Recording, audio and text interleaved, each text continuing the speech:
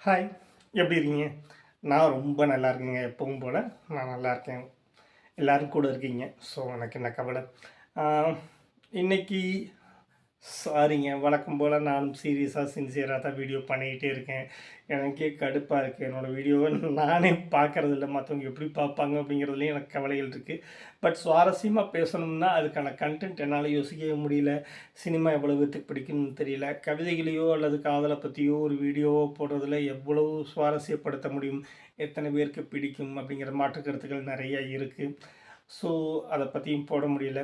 நீங்க ஏதாவது கருத்துக்கள், ஏதாவது கன்டென்ட் பத்தி யோசிச்சு சொல்லுங்க அப்படின்னு சொன்னாலும் நெறைய பேர் சொல்றீங்க. எனக்கு உதவியா இருக்கு. பட் எல்லாருமே சொல்லதும் சீரியஸான கன்டென்ட் பத்தி தான் பேச சொல்றீங்க.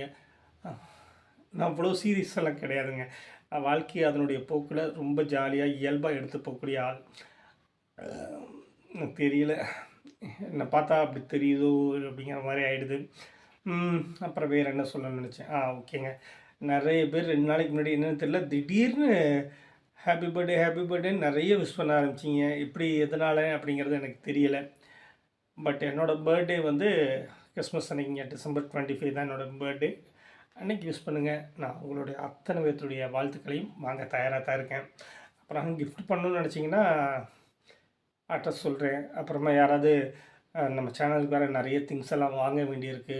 ஸோ கியூஆர் கோட் அனுப்பிச்சு வச்சுட்றேன். நீங்க அதையும் பண்ணிடுங்க. சரிங்களா? ம். சரி. Jokes apart. அப்புறம் இன்னைக்கு நான் ஒரு வீடியோ சேர்ந்தது பணத்தை பற்றி தாங்க. பணம் அப்படிங்கிறது ரொம்ப ரொம்ப ரொம்ப ரொம்ப முக்கியமான விஷயம். பணம் எல்லாம் ஒரு முக்கியமான விஷயமே கிடையாது. அது இல்லாமயும் வாழ்க்கை நடத்தலாம்னு சொல்றவன் 2 பேரா தான் இருப்பான். ஒண்ணு பொறுப்பே இல்லாதவனா இருப்பான். இல்லைன்னா நல்லா சம்பாதிச்சு செட்டில் ஆனவனா தான் இருப்பான். ஸோ 2 பேர் பேசுறதையும் நம்ம கணக்கில் எடுத்துக்கவே வேண்டியதில்ல. அவனுக்கு ஒரு பணம் பிரச்சனையாவே இருக்காது. நமக்கு பணம் மிக மிக அவசியமான ஒரு விஷயமா இருக்கு. நம்ம குழந்தைகளுக்கு, நம்மளுடைய எதிர்காலத்துக்கு நம்ம குழந்தைங்க நம்மள மாரி பணத்து பின்னாடி தேடி ஓடிக்கிட்டு அவங்களுடைய வாழ்க்கையை இழந்துறக்கூடாது. வாழ்க்கை நடத்துவதற்கும், பிழைப்பு நடத்துவதற்குமான வித்தியாசத்த அவங்களுக்கு நம்ம கத்துக் கொடுக்கணும் அப்படிங்கிறது தான் என்னோட எண்ணம். இது வந்து ஒரு சின்ன சார்ட்டுங்க. இது சின்னதா நம்ம வீட்லருந்து நம்மளே சேமிக்கிறதுக்கு, நமக்கு நாமளே நம்ம பண்ணிக்கணும் ஒரு விஷயம். இதில வட்டி கிடைக்க போறதில்ல, எதுவும் கிடையாது.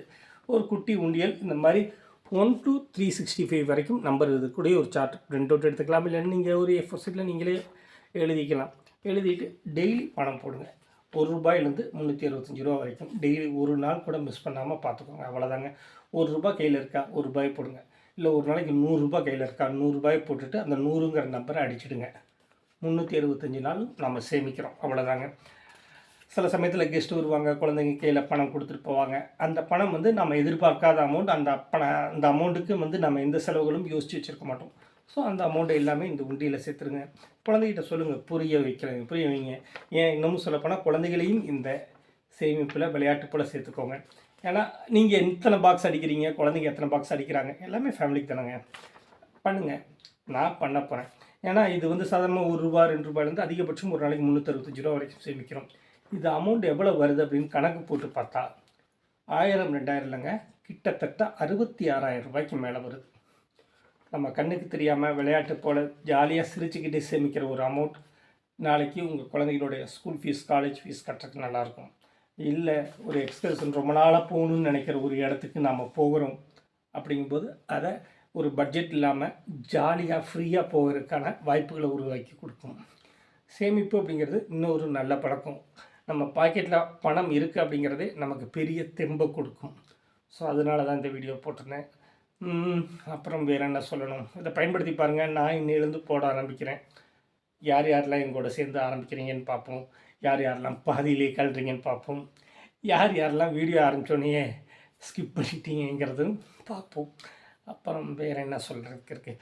நான் ஃபர்ஸ்ட் வீடியோ போடும்போது என்கிட்ட ஏதாவது கேள்வி கேளுங்கன்னேன். அப்புறம் நெறைய பேர் வந்து கேள்வி கேட்டுட்டு என்னோட கேள்விகளுக்கெல்லாம் நீங்க பதில் சொல்லவே இல்ல அப்படிங்கிற மாரி சொல்லியிருந்தீங்க. ஸோ, இப்போ நான் உங்கள பத்தி இப்போ நான் இன்ட்ராக்ட் பண்ண ஆரம்பிச்சிருக்கேன். என்ன பத்தின பார்வைகள் இப்போ மாறி இருக்கலாம். முதல்ல வந்து கவின் அப்படின்னாலே காதல் கவிதைகள் இந்த மாரி தான் இருந்துருச்சு. இப்போ என்ன பத்தின பார்வைகள் மாறி இருக்கலாம். அது எப்படி மாறியிருக்குங்கிறத நீங்க எனக்கு கமெண்ட்ல சொல்லுங்க. இல்ல வாட்ஸ்அப்ல சொல்லுங்க. எதுனாலும் ஓகே. ஆ நீங்க என்கிட்ட கேட்கணும்னு நினைக்கக்கூடிய கேள்விகள் என்னவா இருந்தாலும் கேளுங்க. அதாவது ஃபேமிலி பத்தின கொஷின்ஸ் மட்டும் வேண்டாம். மற்றபடி எந்த விதமான ரெஸ்ட்ரிக்ஷனும் கிடையாது. நீங்க எந்த கேள்வி வேணாலும் கேளுங்க. நான் சொல்லவும், பேசவும் தயாரா இருக்கேன். அப்புறம் வேற என்ன? அவ்வளோதாங்க. இத நாளைக்கு உள்ள நீங்க எனக்கு இந்த கேள்விகள் எல்லாமே கேளுங்க. அப்பனா தான் நான் வீடியோவா போட முடியும். ஃபர்ஸ்ட்டு வர 10 கேள்விகளுக்கு மட்டும் தான் பதில் சொல்ல முடியுங்க. ஏன்னா நானும் ரொம்ப லென்த்தியா பேசுறேன். பார்க்குறவங்க பாவம். அவங்களுடைய பொறுமைய சோதிக்கிற மாரி இருக்கு அப்படிங்கிறனால தான். ஏன்னா நான் எதையுமே எழுதி வச்சு இப்படித்தான் பேசணும், இந்த வார்த்தைகள தான் பயன்படுத்தணும் அப்படிங்கிற எந்த இதுவுமே கிடையாது. பேசிக்கா எனக்கு எந்த முனைப்பும் கிடையாது. இந்த வீடியோ எடுத்து முன்னாடி நான் இத பத்தி பேசப் போறேன் அப்படிங்கிறது மட்டும் தான் தெரியுமே ஒழிய, இத எப்படி பேசணும் அப்படிங்கிற எந்த விதமான பிளானும் வச்சிருக்கவே மாட்டேன்.